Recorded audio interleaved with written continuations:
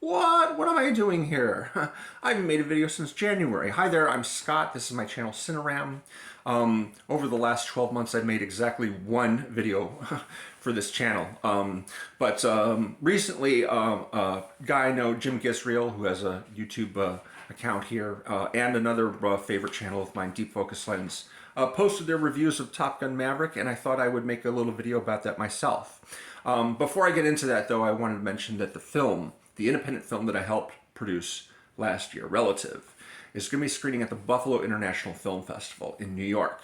However, it isn't where you go and see it. It's also virtual screening for people who live in New York State. I know a couple of people who live in New York State, so I want to mention that if you were to log on to the site, which is linked below, you can get a ticket and you can watch the film in your own home, stream it, for the next couple of weeks. I think that ends on the 20th, October 20th. So it's an opportunity.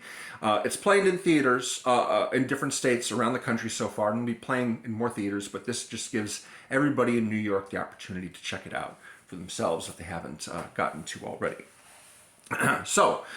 Link is below. If you'd like to check that out, that would be great. I hope that you enjoy the film if you see it. And now I'd like to talk a little bit about the ways in which Top Gun Maverick is similar to the Shawshank Redemption. They, on the surface, are very different films, but they think the success and admiration for Top Gun Maverick is due to a number of attributes that are similar to Shawshank.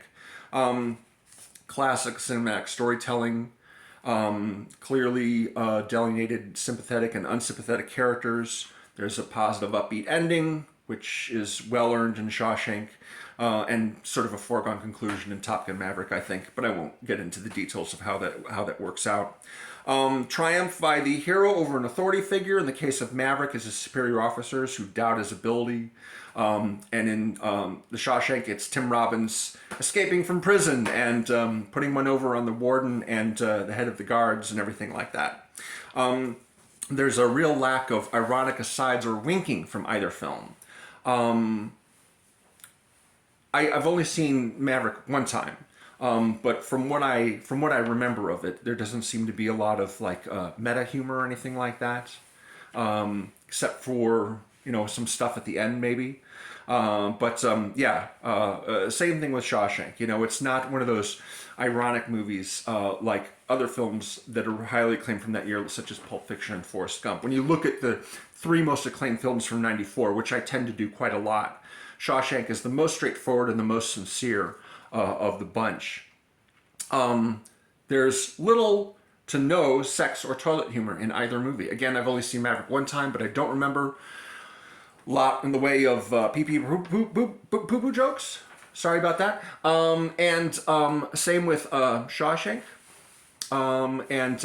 There really isn't very much sex at all. There's a little bit of romance going on between Tom Cruise and Jennifer Connelly.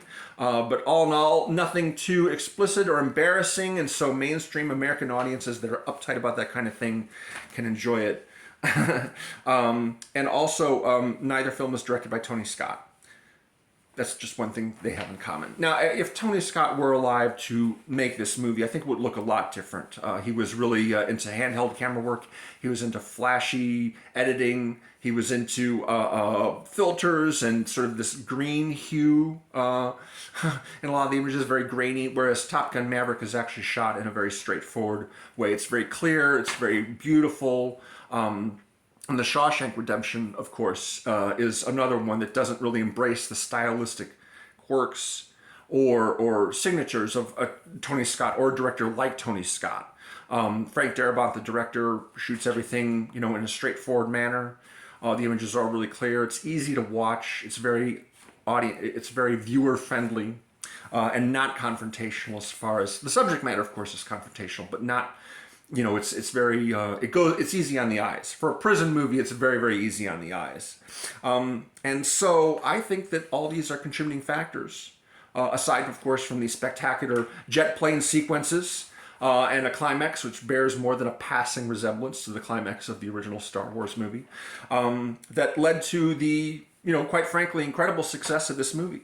And going out to the next bit right here, as far as the success which is really kind of the pinnacle of Tom Cruise's career. I kind of feel like the direction his career has been going in for years now has led to this movie where he has put everything he can into it, not just as a producer, as an actor, but also like very hands-on in every aspect of the production. So although the director is Joseph Kosinski, who we previously worked with on Oblivion, and although the writer is Christopher McQuarrie, one of the writers is Christopher McQuarrie, who worked with him on Jack Reacher and on a few of the Mission Impossible movies. And you've also got producers like David Ellison and Jerry Bruckheimer, of course, who worked with Tom Cruise on the original Top Gun and Days of Thunder. There's quite a lot of this, and this is part of the marketing for the movie, I think, as well. Tom Cruise talked extensively about how he would coach the younger actors and talk to them about working the cameras in the cockpit and doing their makeup and making sure the lighting was right. But just in terms of like making sure that everything was as authentic as possible as far as what people are seeing on screen. This is something that he's been very big on. When Mission Impossible 2 came out, I noticed that there was a scene in which he rides a motorcycle through a wall of fire. I mean, his character does, but I really doubt that Tom Cruise did that. I think it was a stunt writer, and he had one of those green screen caps, you know, over his head to put Tom Cruise's head on him, which was done for a number of the unmasking scenes in that movie. And I don't know whether Tom Cruise actually heard me or not, but he has made it his business to let everyone know that for the Mission Impossible movies especially, he is doing a lot of that stuff himself, with safety rigging, with a lot of training and everything like that, but he's doing halo jumps for real. He's climbing up the side of a very tall skyscraper for real. He's doing a motorcycle jump in the next Mission Impossible movie for real. Flying a helicopter for real. Hanging off the side of a plane that's taking off from the runway for real. And with the new Top Gun movie, he wanted to make sure that all the young actors who play pilot trainees, they were in the cockpits shooting their scenes and not in a studio with a background projected behind them or a green screen or anything like that. You know, when I first saw this teaser, and I've mentioned this in previous video, when I first saw the teaser from who knows how long ago before the movie got delayed multiple times, there's the shot of Tom Cruise in the cockpit of a fighter jet taking off from an aircraft carrier. And I'm like, oh, that's real. Why did I ever think that he wouldn't do that? Of course Tom Cruise is one to insist on flying a fighter jet for real for this movie. But it wasn't just him, it was a lot of the other younger actors as well.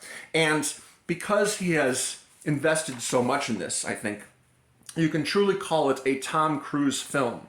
Even though he's not the credited director, even though he's only one of the producers, he didn't write the script himself, but his creative influence and the direction that he wanted the film to go is very, very evident in many, many ways. And so that's why I think it's totally reasonable to call Top Gun Maverick a film by Tom Cruise, even though he's not actually the credited director. Yes. So, yeah. Oh, and also, of course, he insisted that the movie not go to streaming when the pandemic hit and all the theaters shut down.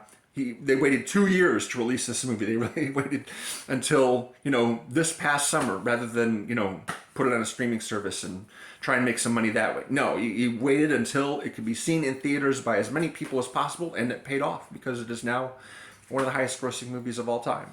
So congratulations to him. It worked. It worked, Tommy. Happy for you. Thank you very much for watching. Like I said, I've been away from YouTube posting videos for a long time. But that's mostly due to me just being busy and being out of the habit of making videos in the first place. And so next week I'll make another video and tell y'all what I've been up to and what I've been watching, because I really haven't done much of that. Thanks for watching, and I hope you check out Relative if you live in New York. Take it easy.